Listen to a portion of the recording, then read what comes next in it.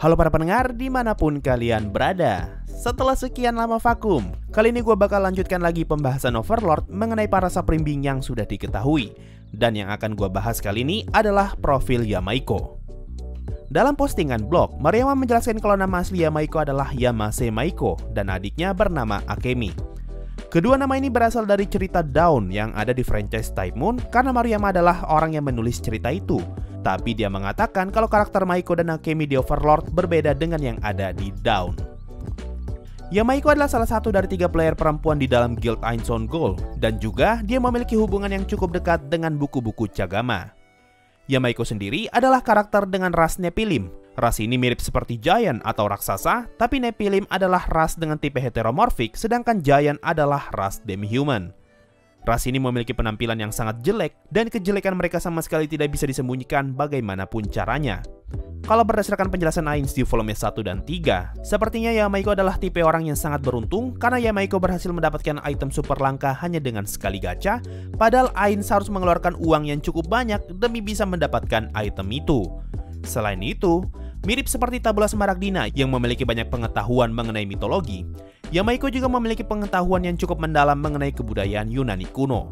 Di volume 8, ketika Ainz melihat Albedo dan Mare yang menggunakan cincin di tangan kiri, Ainz mengingat perkataan Yamaiko mengenai asal-usul kebiasaan itu yang berasal dari Yunani kuno. Lalu di volume 11, ketika Ainz memikirkan tentang guild bernama Millennium Kingdom, dia mengingat perkataan Yamaiko yang menjelaskan kalau pada beberapa mitologi, burung bangau diceritakan mampu hidup selama ribuan tahun. Mirip-mirip seperti kura-kura yang dikatakan mampu hidup hingga 10.000 tahun. Kemudian, di Overlord Pleiades Days, kita mendapatkan informasi kalau Yuri Alpha adalah NPC ciptaan Yamaiko. Lalu di sini Yuri menjelaskan kalau Yamaiko adalah suprimbing yang sangat baik. Kebaikan Yamaiko kemudian dijelaskan lebih jauh di dalam Evilai Side Story, di mana Satoru menjelaskan kalau Yamaiko adalah orang yang sangat menyayangi anak kecil. Nah, dengan dasar rasa tidak enak kepada Yamaiko, Satoru mau tidak mau harus membantu Keno yang sedang kesusahan karena di mata dia, Keno tampak seperti anak kecil. Bahkan Satoru sampai rela menggunakan cash item Shooting Star hanya demi mengabulkan permohonan Keno. Satoru juga bersedia menemani Keno berpetualang hingga Keno bisa lebih mandiri karena sekali lagi Satoru merasa tidak enak kepada Yamaiko jika dia membiarkan Keno sendirian. Hal yang serupa juga terjadi di volume 14. Alasan terbesar kenapa Ainz ingin menyekolahkan Aura dan Mare karena Ainz merasa tidak enak dengan Yamaiko. Nah, ternyata alasan kenapa Yamaiko sangat peduli kepada anak-anak karena di kehidupan nyata, Yamaiko adalah seorang guru SD. Dalam karakter sheet-nya, kita diberitahu kalau Yamaiko adalah guru SD yang mengajar arkologi. Kalau gue cek di Wikipedia, arkologi adalah ilmu perpaduan antara arsitektur dan ekologi. Gue nggak tahu ya SD macam apa yang ngajarin beginian. Seperti yang dijelaskan di awal, Yamaiko memiliki adik bernama Akemi. Tapi di volume 6, kita diberitahu kalau nama adiknya Yamaiko adalah Moknak. Kemungkinan Moknak adalah nama karakter in-game-nya Akemi. Berdasarkan informasi dari karakter sheet, adiknya Yamaiko dijelaskan sebagai perempuan yang jenius sampai-sampai Yamaiko sering dibanding-bandingkan dengan adiknya. Akan tetapi, Yamaiko sama sekali tidak merasa terganggu dengan semua omongan itu karena Yamaiko memiliki ketahanan mental yang luar biasa. Hal ini membuat Akemi sangat mencintai dan juga mengagumi Yamaiko.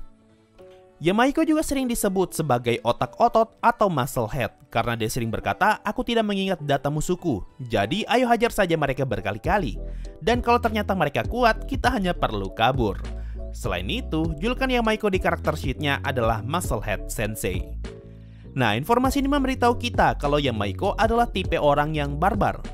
Hal ini senada dengan yang ada di volume 11. Ketika mengunjungi kerajaan dwarf, Ainz sempat kepikiran untuk menghajar musuh terlebih dahulu untuk melihat sekuat apa mereka. Tapi Ainz segera menghilangkan pemikiran itu dengan berkata kalau sepertinya dia dirasuki jiwanya Yamaiko. Ini semakin memperkuat kalau Yamaiko adalah tipe orang yang barbar dengan metode gelut dulu baru mikir. Tapi meskipun barbar, Yamaiko sepertinya adalah tipe orang yang sabar karena di Pleiades Days, Yuri mengatakan kalau Yamaiko pernah berkata, terburu-buru justru membuatmu tidak produktif. Menurut gua ya, ini adalah perkataan orang yang suka nge-gym atau setidaknya orang yang suka olahraga. Karena setahu gua ya, mereka yang sudah terbiasa mengolah tubuhnya tahu kalau terburu-buru dalam latihan justru membuat hasilnya tidak efektif. Lalu, kalau kalian baca di Overlord Blu-ray 6, dijelaskan pada masa lalu kalau salah satu adik kelas perempuan pernah menyatakan cinta kepada Yamaiko. Hal ini membuat Yamaiko sakit kepala karena adik kelas itu sering berdebat dengan Akemi. Dari sini bisa kita tahu kalau Yamaiko di dunia nyata adalah tipe perempuan yang maskulin, makanya dia bisa membuat perempuan lain jatuh hati. Ya tipikal cerita Jepangan pada umumnya lah. Oke, sekarang kita masuk ke seberapa kuat Yamaiko. Mari kita mulai dari equipmentnya yang sudah diketahui, yaitu Divine Class item bernama Female Sensei's Iron Fist of Wrath. Ini adalah senjata berbentuk sarung tinju yang Ainz gunakan di akhir season 1 ketika melawan Shaltir.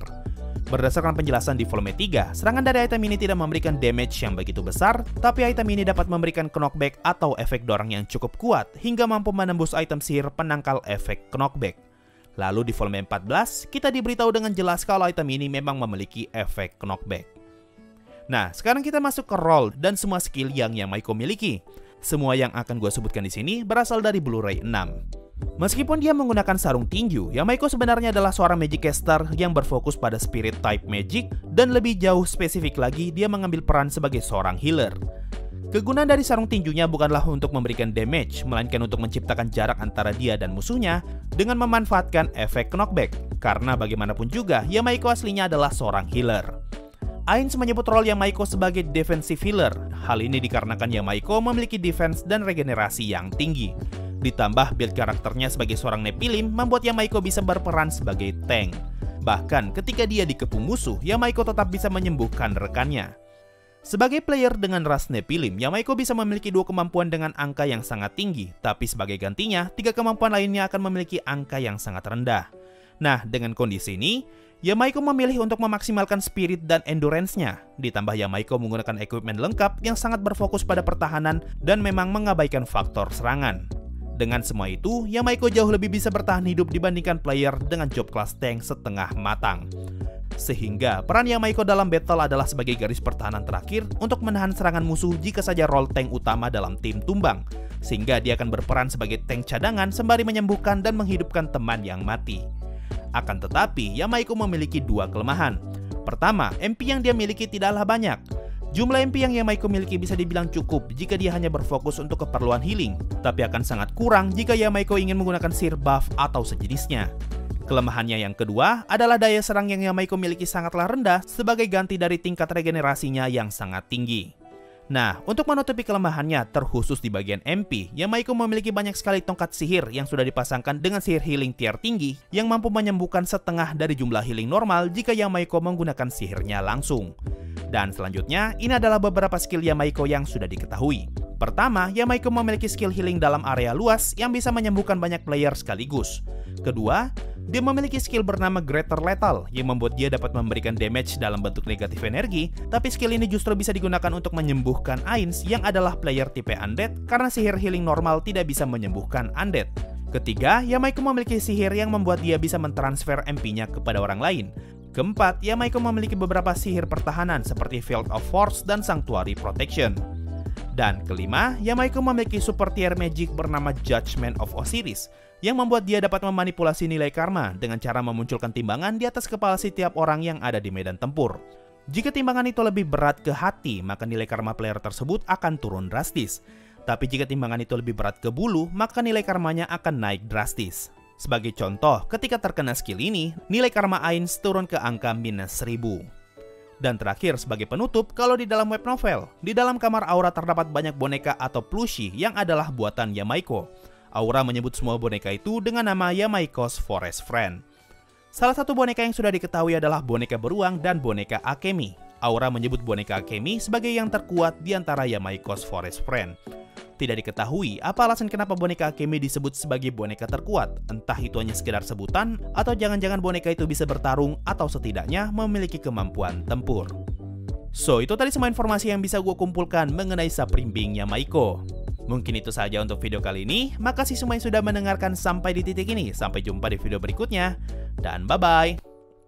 Yo, waktunya Saweria. Ada dari MA. Recommended anime yang seru musim ini dong, Sensei. Wabil khusus yang isekai atau MCOP. Kalau gue lihat di Muse Indonesia ya, isekai musim ini tuh cuma The Saints Magic doang. Dan juga seingat gue, MC-nya bisa dibilang OP karena dia Saint.